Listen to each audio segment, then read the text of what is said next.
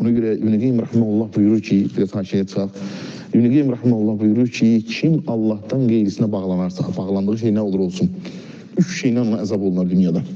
3 şeylə, həmin şey səbəbindən dünya, pul, qadın və s. Bir, əzab çəkər onu əldə edənə kimi.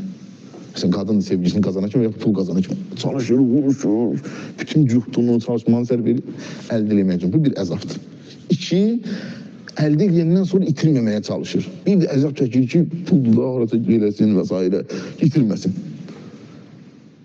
Üçüncüsü bundan daha betər itirəndən sonra. Artıq itirəndən sonra az qalır, özünü intihar dərəcəsini çatsın. Qəlbini bağlayıb bax ona.